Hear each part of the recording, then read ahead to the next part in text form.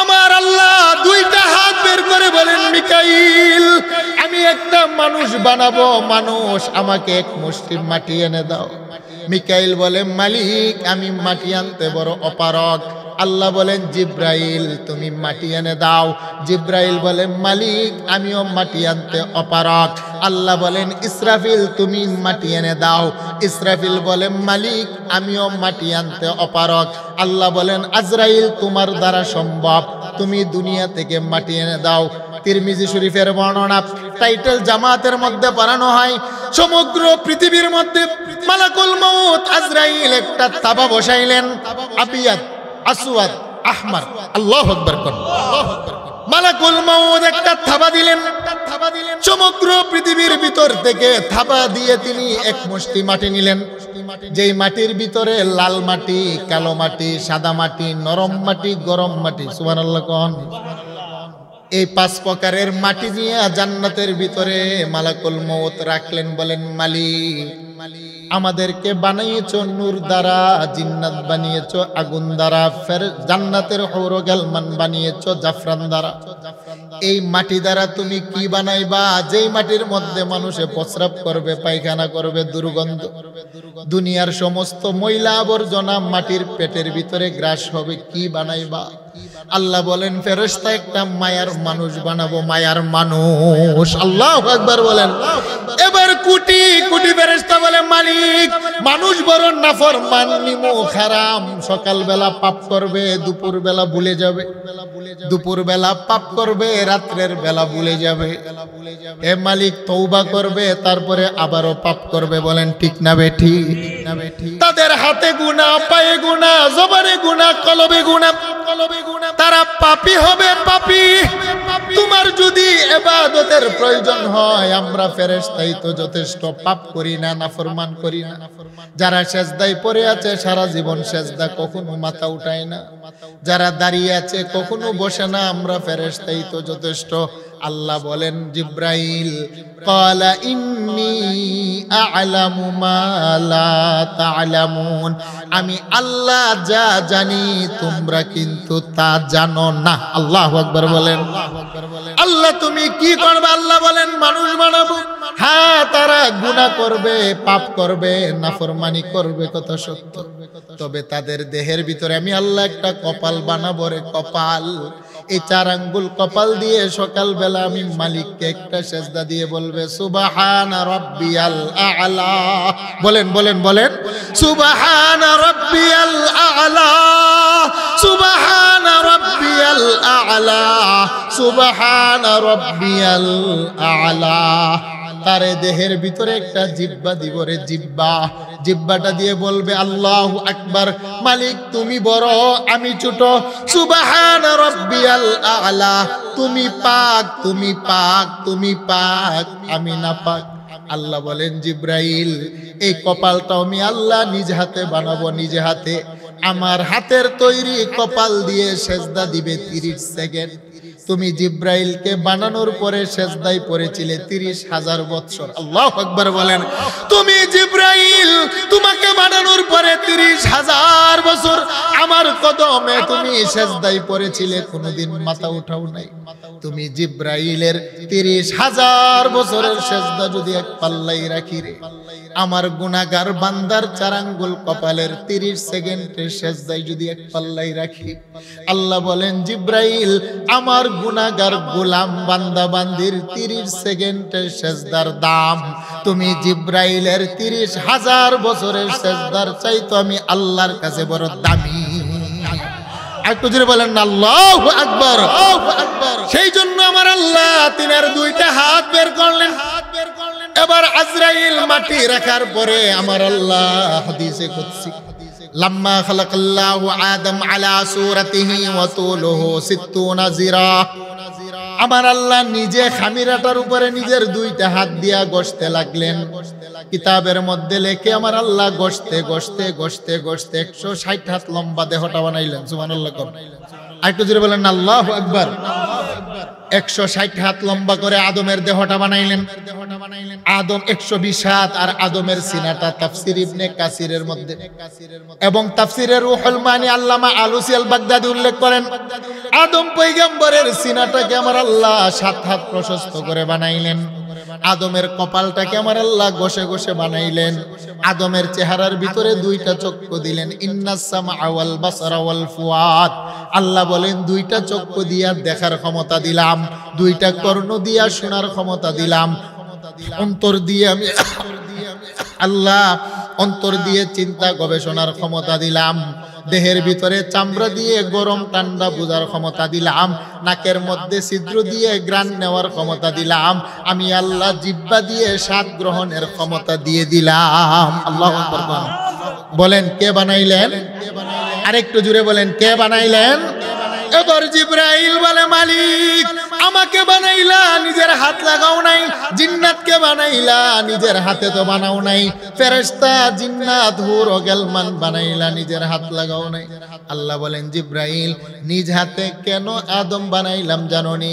আদমের কপাল দিয়ে দৈনিক 5 বার সেজদা নিব। সুবহানাল্লাহ বলেন। আমি আল্লাহ সেজদা নিব বলে, কারণ আদম যখন সেজদায় পড়ে বলবে সুবহান রাব্বিয়াল আ'লা, আমি আরশের মালিক এতটা নিকটবর্তী হয়ে যায়। বান্দা যখন সেজদা দেয়, আমি আর গোলামের মাঝখানে তার চাইতে অধিকতর নিকটবর্তী অন্য ইবাদতের মাধ্যমে হওয়া যায় না। বান্দা যদিও সেজদা দেই মাটিতে, বান্দার সেজদার ছাপ পড়ে আমি আল্লাহর আরশে আউজিমে। একটু জোরে বলেন আল্লাহু আকবার। সেই জন্য আমি আল্লাহ নিজ হাতে কপাল বানাইলাম। কাইফা তাকফুরুনা বিল্লাহ, আল্লাহ বলেন মানুষ এত মায়া দয়া করে 2 ফোঁটা নাপাক পানি থেকে তোমাকে বানাইলাম, আজকে কেন রে তুমি আমি আল্লাহর সাথে নাফরমানি করো? আজকে কেন আমি মালিককে একটা সেজদা দিতে পারো না? গোলাম কথাটা কার? একটু জিকির করেন লা ইলাহা।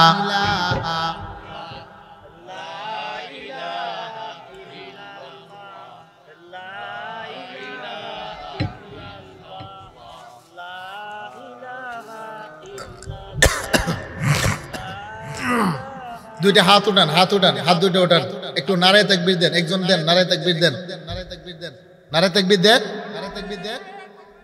আল্লাহু আকবার, আল্লাহু আকবার, জিন্দাবাদ, জিন্দাবাদ। সম্মানিত হাজিরিন, কষ্ট হচ্ছে আপনাদের? একটু জোরে বলেন কষ্ট হচ্ছে? আমি কি দোয়া করে দিব না অল্প কিছুক্ষণ চলবে? সম্মানিত হাজিরিন, তাহলে বলেন আমাদেরকে বানিয়েছেন কে? আমাদের এই সুন্দর চেহারাটা দিয়েছেন কে? আচ্ছা, আমরা কালো বলে কি মন খারাপ? আমার তাফসীর শোনার পরে বলেন কালো চেহারা সেই জন্য মন খারাপ, টাকা কম মন খারাপ, ছোট বংশে জন্ম মন খারাপ। কেন? কালো চামড়া দেখে দুনিয়ার মানুষ বিচার করে, কিন্তু আমি আল্লাহর কাছে কালো দলা সব এক সমান। বলেন না সুবহানাল্লাহ।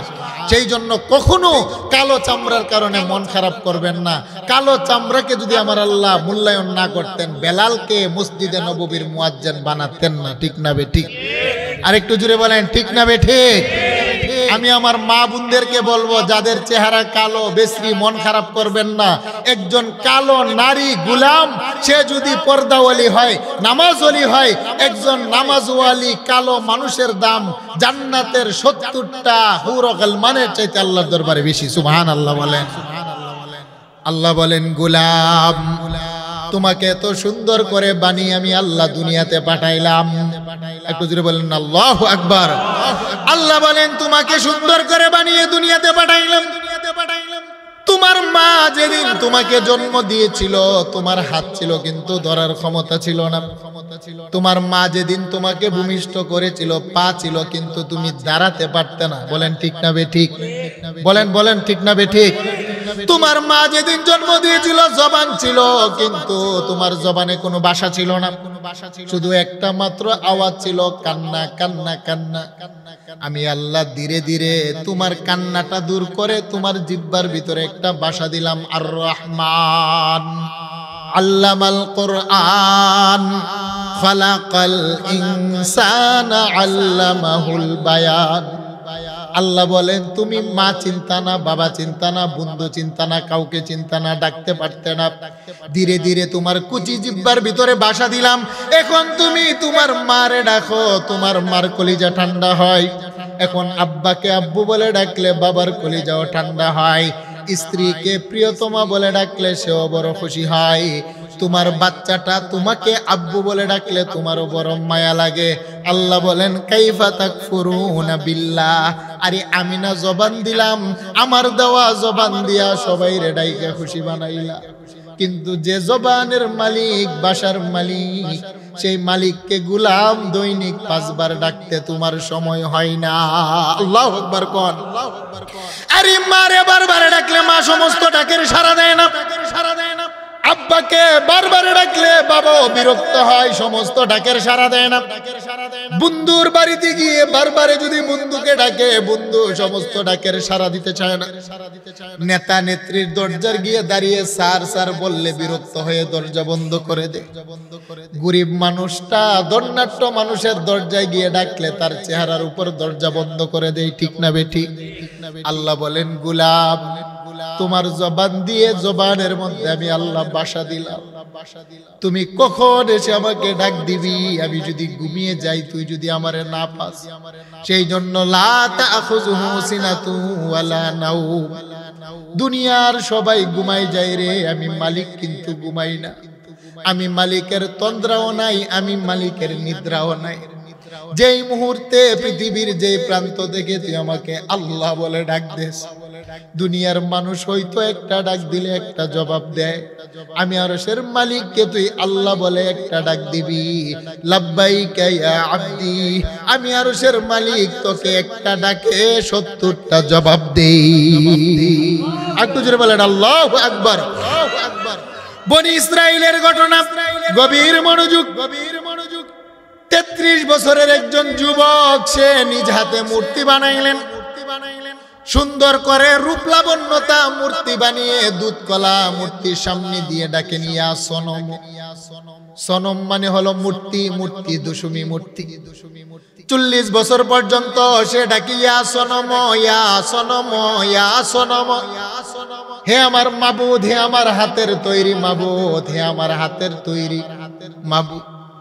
সনম সনম বলে ডাকে, কিন্তু কোনোদিন জবাব দেয় না, সাড়া দেয় না। যুবকটা একদিন বড় ক্লান্ত শরীর নিয়ে ঘুমের তন্দ্রায় পড়ে। যুবকটা হঠাৎ করে সনমের জায়গায় বলে ইয়া সমাদ। আল্লাহু আকবার বলেন।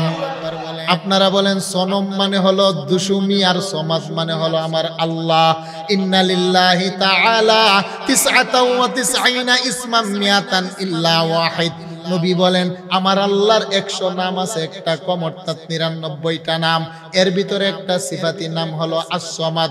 কুল হুয়াল্লাহু আহাদ আল্লাহুস সামাদ। আল্লাহু আকবার বলেন।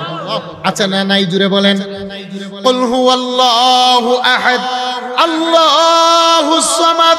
মূর্তি পূজারী যুবক 40 বছর পর্যন্ত রুটি কলা দিয়ে সনম সনম সনম বলে ডাকে, কিন্তু মূর্তি কোনোদিন জবাব দেয় না। একদিন ঘুমের ঘরে গিয়ে সে বলে ইয়া সমাদ। সমাদ কার নাম জুড়ে বলেন? আর একটু জুড়ে বলেন কার নাম? যুবকটা যখন সমাদ বলে ডাক দিলেন, যুবকের মাথার উপর থেকে আমার মালিক বলে লাব্বাইকা ইয়া আব্দি। আল্লাহু আকবার বলেন। এবার যুবক ঘুম থেকে উঠে বলে কে গো তুমি? 40 বছর দুধ কলা দিয়ে সনম বলে ডাকলাম, কোনদিন তো তুমি আমার ডাকের সাড়া দাও নাই, আজকে আমি সমাদ বললাম, কে গো তুমি? আমার আল্লাহ বলেন গোলাম রে, 40টা বছর তোর মাথার উপরে আমি আল্লাহ তওবার দরজা খোলা রেখে অপেক্ষায় ছিলাম, কখন তুই আমাকে ডাক দিবি? আল্লাহু আকবার বলেন। আরে তুই বুঝে হোক না বুঝে হোক আমাকে যে সমাদ বলে ডাক দিলি, তুই সমাদ বলে ডাক দিতে দেরি, আমি আল্লাহ তোর ডাকের সাড়া দিতে দেরি করি নাই। জিকির করেন লা ইলাহা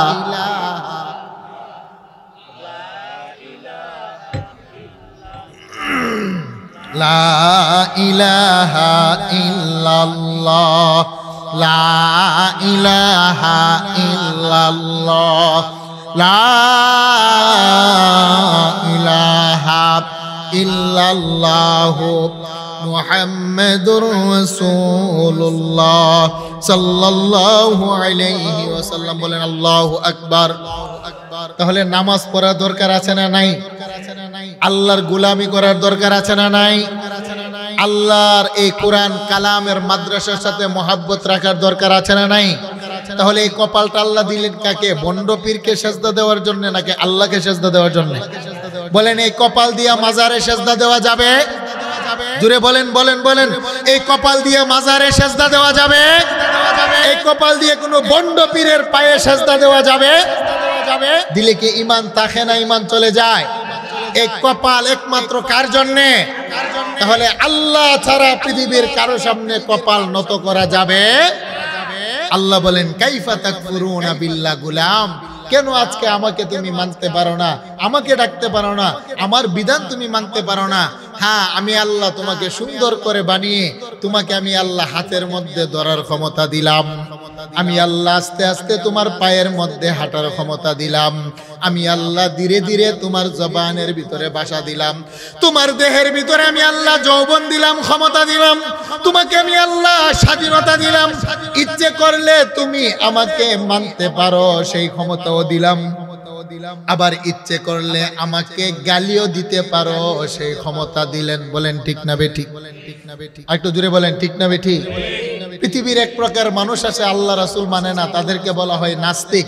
আল্লাহ বলেন ক্ষমতা দিলাম, গালি দাও, অসুবিধা নাই। আবার এক শ্রেণীর মানুষ আমরা যারা আছি ইমানদার, আল্লাহ রাসূল মানি, কি বলেন ঠিক না বেঠিক? আল্লাহ বলেন ক্ষমতা দিলাম, স্বাধীনতা দিলাম, আমাকে মানতে পারো নাও মানতে পারো, তবে শুনো তোমার দুনিয়াই শেষ নয়, তোমার আরেকটা জগৎ আছে রে গোলাম, সেই জগৎটার নাম হলো কবরের জগৎ। কবরের জগৎই শেষ নয়, আরেকটা জগৎ আছে, জগৎটার নাম হলো হাসরের ময়দান। আল্লাহু আকবার বলেন। আর আজকে তুমি যেই বাড়ির মালিক, এই বাড়ির মালিক ছিল তোমার বাবা, তোমার বাবার আগে বাড়ির মালিক ছিল তোমার দাদা, তোমার দাদার আগে বাড়ির মালিক ছিল তার বাবা। আজকে তুমি মারা গেলে তোমার বাড়ির মালিক হবে তোমার ছেলে, তোমার ছেলে মারা যাওয়ার পরে মালিক হবে তার ছেলে, তোমার ছেলে তোমার কথা কয়েকদিন স্মরণ রাখবে, তোমার ছেলের ছেলে হয়তো তোমার নামটা রেজিস্ট্রি খাতার মধ্যে দেখবে। 3টা বংশ অতিক্রম করার পরে তুমি আব্দুর রহমান যে বাড়ির মালিক ছিলে, তোমার ছেলের ছেলেরা একদিন ভুলে যাবে। আল্লাহু আকবার বলেন। সেই জন্য কবর ডাকে, হে দুনিয়ার মানুষ, আনা বাইতুত তুরাব, আরে আমি কবর হলাম মাটির ঘর, আনা বাইতুদ দুদ, আমি হলাম একটা পোকামাকড়ের ঘর, আনা বাইতুল ওয়াহদাতি, আমি হলাম একটা নির্জনতার ঘর। কবর বলে আমি মাটির ঘর, আমি মাটির ঘর। তোমার বাবাকে না তুমি দাফন করেছো, কবর আমি ডান পাশের দেয়ালটাও মাটি, বাম পাশের দেয়ালটাও মাটি, আমি কবরের সামনের দেয়ালও মাটি, পিছনের দেয়ালও মাটি। তোমার বাবাকে তোমার নিজ হাতে দাফন করেছো, তোমার জনম দুঃখিনী মাকে তুমি না 2 বছর আগে নিজ হাতে কবরে নামিয়ে দাফন করেছো। कैसे कैसे खूबसूरत रानिया शाहजादिया, कैसे कैसे खूबसूरत रानिया शाहजादिया, तन बदन सब गल गई है, शक्ल सूरत क्या हुई। হে আমার সিলেট বালাগঞ্জের বাবারা গভীর মনোযোগ, পৃথিবীর মধ্যে এমন অনেক রানী রাজা মহারাজা ছিল। হে আমার সিলেটের আম্মা জান, আপনার চাইতে বড় সুন্দরী রমণী রূপসী পৃথিবীতে ছিল। রাজা মহারাজাদের বেগম সন্তানেরা গোলাপ জলের পানি দিয়ে গোসল করত, শত শত বাদী ছিল স্বর্ণের চামচ দিয়ে তারা খাবার খেত। যখন কোথাও বের হতো শত শত হাতি ঘোড়া নিয়ে তারা বের হতো। আজকে জান্নাতাদের কবরের পাশে গিয়ে দেখেন কবরের মাটি তার কাফনের কাপড় খেয়েছে। বলেন ঠিক না বেঠিক? কবরের মাটি কাফনের কাপড়ও ছাড়ে নাই, কবরের মাটি দেহের চামড়াকেও ছাড়ে নাই, কবরের মাটি দেহের হাড্ডিটাকেও ছাড়ে নাই, কবরের মাটি দেহের গোশতটাকেও ছাড়ে নাই। कैसे कैसे खूबसूरत रानिया शाहजादिया, तन बदन सब गल गई हैं, शक्ल सूरत क्या हुई। হে আমার বালাগঞ্জের যুবক বন্ধু, তোমার সাথে এমন অনেক বন্ধু ছিল যাদের সাথে রাতের পরে রাত তুমি কাটিয়েছো আড্ডাখানায়। নিজ হাতে না বন্ধুটাকে গত বছর তুমি দাফন করেছো। যাও না কুদাল নিয়ে তুমি তোমার বন্ধুর কবরটা খনন করে দেখো। কবরের মাটি বন্ধু কাউকে ছাড়ে না, কাউকে ছাড়বে না। লোহার চাইতে শক্ত হাড্ডিটা পর্যন্ত মাটি খেয়ে ফেলে। বলেন ঠিক না বেঠিক? আর একটু জুড়ে বলেন ঠিক না বেঠিক? সেই জন্য কবর ডাকে আনা বাইতুত তুরাব। হে দুনিয়ার মানুষ, আমি কবর হলাম মাটির ঘর। আনা বাইতুল ওয়াহদাতি, আমি হলাম নির্জনতার ঘর। আনা বাইতুদ দুদ, আমি হলাম পোকা মাকড়ের ঘর। আমার দেয়াল মাটি, আমার বিছানা মাটি, আমার সামিয়ানা মাটি। আমি হলাম পোকামাকড়ের ঘর, আমি হলাম নির্জনতার ঘর। আমার ভিতরে বন্ধু নাই, বান্ধব নাই, সাথী নাই, নাই নাই কেউ নাই। তবে হ্যাঁ, আমার মালিকের সাথে যদি তোমার সম্পর্কটা ভালো হয় নামাজের মাধ্যমে, আমার মালিকের সাথে যদি তোমার সম্পর্কটা ভালো হয় কোরআন তেলাওয়াতের মাধ্যমে, আমার আরশের মালিকের সাথে যদি তোমার সম্পর্কটা গভীর হয় কোরআনের মাদ্রাসার প্রতি ভালোবাসার মাধ্যমে, আমার আরশের মালিকের সাথে যদি তোমার সম্পর্কটা ভালো হয় আম্মা আব্বার সেবা করার মাধ্যমে, হে বালাগঞ্জের মা বোনেরা, আমার আল্লাহর সাথে যদি আপনার সম্পর্কটা ভালো হয় পর্দা মানার মাধ্যমে। বলেন ঠিক না ভাই ঠিক? যে সমস্ত নারীরা পর্দা মানে, নামাজ মানে, পর্দা আদায় করে, নামাজ আদায় করে, স্বামী মানে, শাশুড়ি মানে, তারা নিজের নারীত্ব, সতীত্ব, মাতৃত্বকে হেফাজত করে। কবর বলে, গুলাম আমি তোমার জন্য কোনো নির্জনতার ঘর থাকি না, ভয় পাবা না। আল্লাহর রাসূল বলেন, ক্বালা রাসূলুল্লাহ সাল্লাল্লাহু আলাইহি ওয়াসাল্লাম, আল কবরু রাউযাতুম মিন রিয়াজিল জান্নাহ আও হুফরাতুম মিন হুফারিন নার। এই মাটির কবর আল্লাহ ওয়ালাদের জন্য হয়ে যায় জান্নাতের বাগান, আর মাটির কবর নাফরমানদের জন্য হয়ে যায় জাহান্নামের গর্ত। আল্লাহু আকবার বলেন। কবর কাউকে ছাড়ে না, ছাড়বে না। আল্লাহ বলেন তোমাকেও ছাড়বো না, ছাড় হবে না। যেমনি ভাবে বাবা দাদা দুনিয়ার রানী মহারানী কাউকে ছাড়ি নাই, কবরে যাওয়ার পরে কবর থেকে আমার আল্লাহ 1000 বছর পরে আমার আল্লাহ উঠাবেন। আমার নবী বলেন উঠিয়ে আমার আল্লাহ দুইটা পায়ের তালুর উপরে দাঁড় করাবেন। আল্লাহু আকবার কোন একটু জোরে বলেন আল্লাহু আকবার। قال رسول الله صلى الله عليه وسلم لا تزول قدم ابن آدم يوم القيامة من عند ربه حتى يسأل عن خمس। আমার আল্লাহ প্রত্যেকটা মানুষকে দুইটা পায়ের পাতার কদমের উপরে দাঁড় করাবেন। আমার আল্লাহ দুইটা পায়ের কদমের উপরে যেদিন দাঁড় করাবেন, দিনটা হবে দুনিয়ার 50,000 বছরের সমান। সুবহানাল্লাহ কোন। في يوم كان مقداره 50,000 سنة। দুনিয়ার 50,000 বছর সম পরিমাণ আমার আল্লাহ একটা দিন কায়েম করবে। মানুষগুলাকে আমার আল্লাহ দুইটা পায়ের পাতার উপরে দাঁড় করিয়ে 5টি প্রশ্ন করবেন। ওয়ান উমরিহি ফিমা আফনা, মানুষ তোমার গোটা জীবনের হিসাব দাও। ওয়ান শাবাবিহি ফিমা আবলা, তুমি তোমার যৌবন কালের হিসাব দাও। বলেন হিসাবটা চাবেন কে? আর একটু জুড়ে বলেন হিসাবটা চাবেন কে? সম্পদ কিভাবে উপার্জন করেছো হিসাব দাও। কোন রাস্তায় ব্যয় করেছো হিসাব দাও। যতটুক জানতে কতটুক মানতে তুমি হিসাব দাও। আমার নবী বলেন কোন মানুষের পক্ষে গোটা জীবনের হিসাব মিলানো সম্ভব নয়। মানুষগুলা গামতে আরম্ভ করবে, গামতে গামতে গামতে গামতে এক শ্রেণীর মানুষের গাম হবে কোমর সম পরিমাণ, এক শ্রেণীর মানুষের গাম হবে হাঁটু সম পরিমাণ, এক শ্রেণীর মানুষের গাম হবে তার গলা সম পরিমাণ।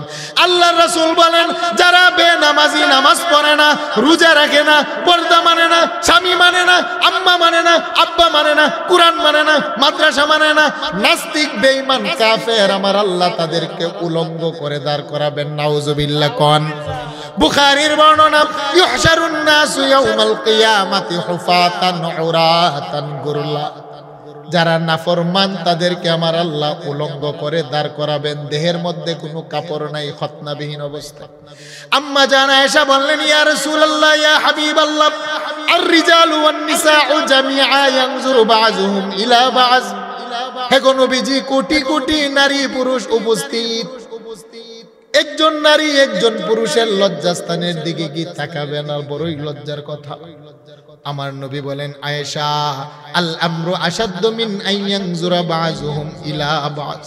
এমন একটা পরিস্থিতি কায়েম হবে রে, কে নারী আর কে পুরুষ, কার দেহের ভিতরে কাপড় আছে আর কার দেহের ভিতরে কাপড় নাই, সে খেয়ালটুকু পর্যন্ত মানুষে হারিয়ে ফেলবে। কারণ আমার আল্লাহ হালি শুধু হুঙ্কার দিবেন, ইয়াকবিদুল্লাহুল আরদা ওয়া ইয়াতফিস সামাআ বিয়ামিনিহি। মালিক ইয়াউমিদ্দিনের তাফসীর লিখতে গিয়ে হাফেজ ইবনে কাসির রাহমাতুল্লাহি আলাইহি তাফসীর ইবনে কাসিরের মধ্যে মুসলিমের উদ্ধৃতি দিয়ে হাফেজ হাদিস কানা আনলেন, ইয়াকবিদুল্লাহুল আরদা ওয়া ইয়াতফিস সামাআ বিয়ামিনি। আমার আল্লাহ 7টা আকাশকে তিনার ডান হাতের তালুর মধ্যে নিবেন। আল্লাহু আকবার কোন, আল্লাহু আকবার কোন। ওয়া ইয়াতবিল আরদিনা বিশিমালিহি, 7টি জমিনকে আমার আল্লাহ নিজের বাম হাতের মধ্যে নিবেন এবং ঘোষণা দিবেন, আনাল মালিক। হে হাসরের মানুষ, আমি আল্লাহ হলাম বাদশার বাদশাহ। আইনা মুলুকুদ দুনিয়া, কোথায় দুনিয়ার রাজা মহারাজা? আইনাল জাব্বারুন ওয়া আইনাল মুতাকাব্বিরুন, কোথায় দুনিয়ার প্রতাপশালীরা, কোথায় দুনিয়ার অহংকারীরা? যারা চেয়ার পাওয়ার কারণে, ক্ষমতা পাওয়ার কারণে নবীর ওয়ারিস উলামায়ে কেরামের হাতে পায়ে শিকল বেঁধে যারা অপমান করেছিল, আল্লাহ বলবেন, জালেম, আইনাল জাব্বারুন ওয়া আইনাল মুতাকাব্বিরুন, আমার সামনে দাঁড়া, আমি আল্লাহ তোদেরকে দেখতে চাই। বলেন ঠিক না বেঠিক? আর একটু জোরে বলেন ঠিক না বেঠিক? যারা শাপলা চত্বরে উলামায়ে কেরামদেরকে হত্যা করেছিল ক্ষমতা পাওয়ার কারণে, আল্লাহ সেদিন ডাকবে, দাঁড়ানোর ক্ষমতা পাবে। আর একটু জুড়ে বলেন পাবে। যারা মানুষের উপরে জুলুম করে, অত্যাচার করে, দেশের টাকা পয়সা লুণ্ঠন করে বেগম পাড়াতে বাড়ি বানায়, আল্লাহ যেদিন ডাকবেন, দাঁড়ানোর ক্ষমতা আছে? আর একটু জুড়ে বলেন আছে? আইনাল মুতাকাব্বিরুন, সমাজের এক শ্রেণীর মানুষ দেখবেন কিছু টাকা পয়সা হইলে, আপন ভাই গরিব হইলে তারই হিসাবে ধরেন। আছে না নাই? বুঝেন নাই মনে হয়? আপনাদের দেশে নাই, আমাদের দেশে আছে। আপন ভাই বড় লোক আর আপন আরেক ভাই জুদা, আলাদা করে তাকে গরিব। আপন ভাই যে গরিব তারে পরিচয় দিতে এর কাছে বড় লজ্জা লাগে, সে অহংকার। বলেন ঠিক না বেঠিক? আপন চাচা গরিব, নিজের কয়েকটা টাকা পয়সা হইছে, বড় লোক, চাচাকে এখন গনাই ধরে না। নিজের চেহারা সুন্দর, বন্ধুর চেহারাটা কালো, সেই জন্য পাঁচের চেয়ারে বসতে দেয় না। নিজে একটু লেখাপড়া করে ডিগ্রি অর্জন করেছে, ছোটবেলার বন্ধুটা হয়তো লেখাপড়া করতে পারে নাই, অভাবের তাড়নায় তাকে নিয়ে বড় জায়গায় যেতে চায় না। বন্ধু আমার তো প্রেস্টিজে লাগে। কি বলেন ঠিক না বেটি? বলেন আছে না নাই? অনেক নারী আছে দেখবেন তার চেহারা সুন্দর কিন্তু জালের চেহারাটা একটু কালো।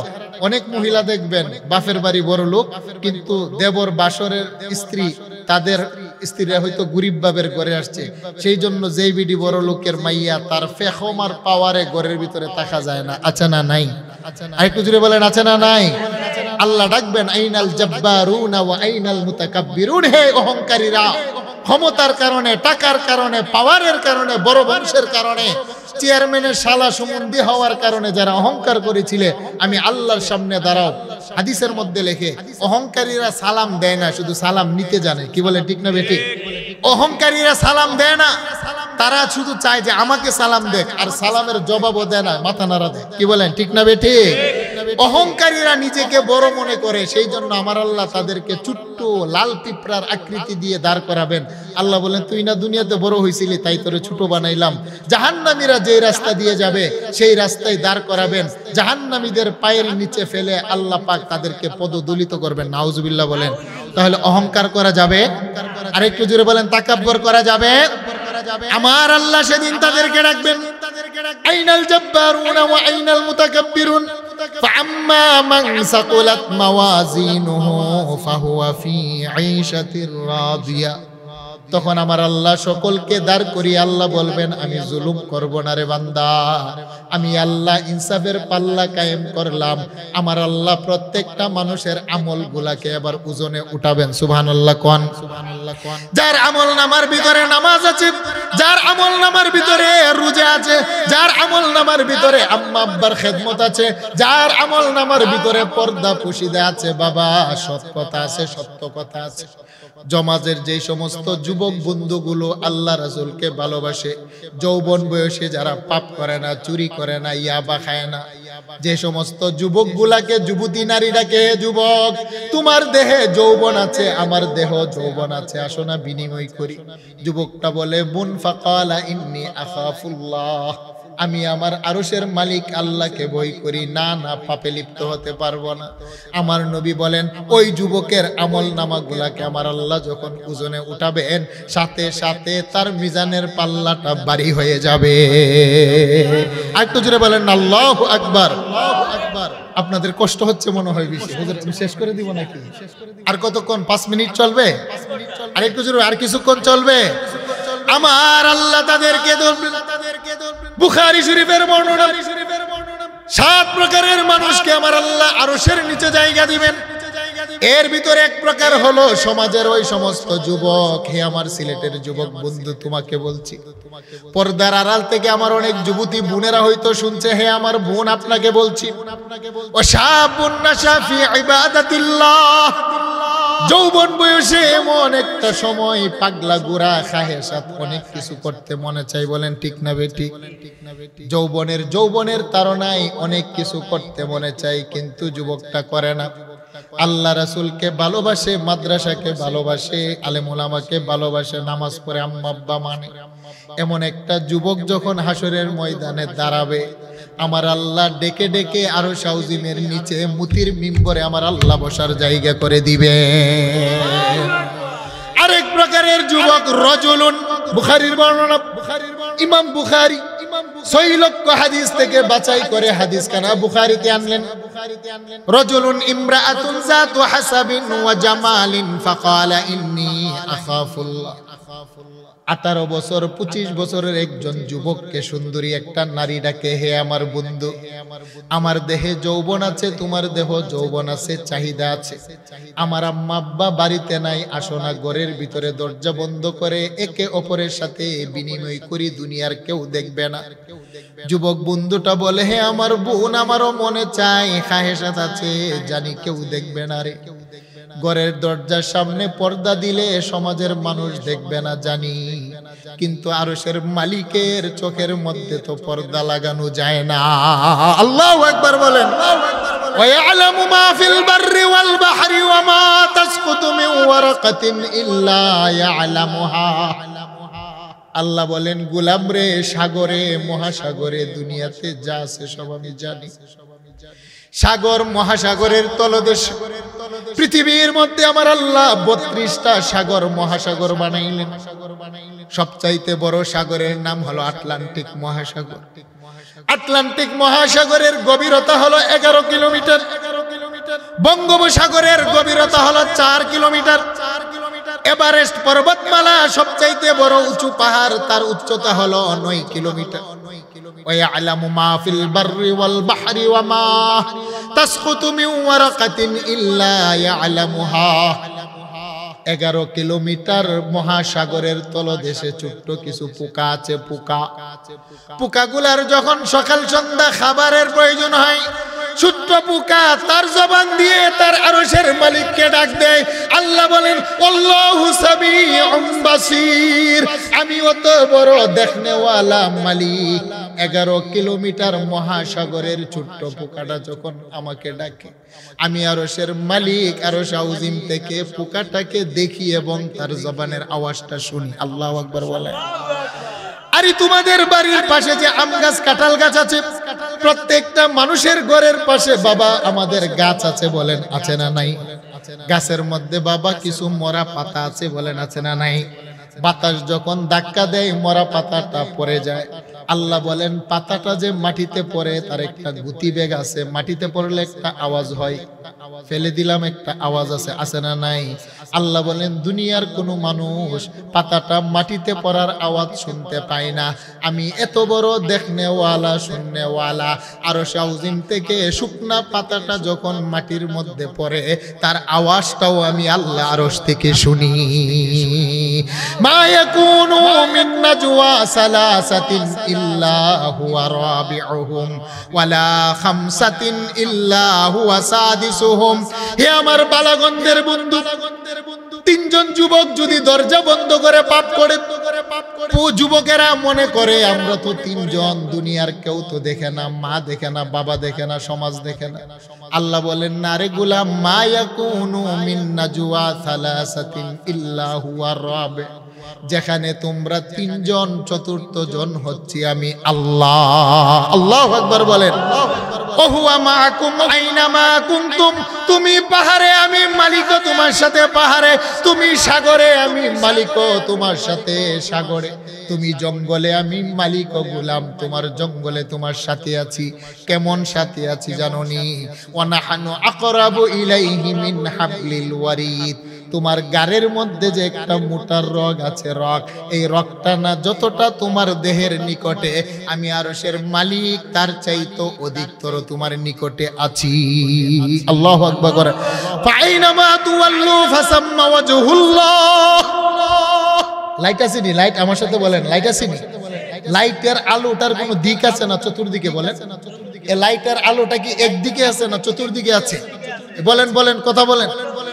লাইটের আলোটা কি একদিকে না চতুর্দিকে? মোমবাতি যখন ধরান, মোমবাতির আগুনটার আলো কি একদিকে যায় না চতুর্দিকে আছে? ফাইনামা তুওয়াল্লু ফাসাম্মা ওয়াজহুল্লাহ। আল্লাহ বলেন একটা লাইটের আলো যেমনি ভাবে চতুর্দিকে আছে, গোলাম তুমি পৃথিবীর যেই প্রান্ত থেকে চেহারা যেই দিকে ফিরাইবা, ডানে বামে উপরে নিচে, তোমার আরশের মালিক আমি আল্লাহ, গোলাম তোমার চতুর্দিকে আছি। আল্লাহু আকবার কোন, একটু জোরে বলেন আল্লাহু আকবার।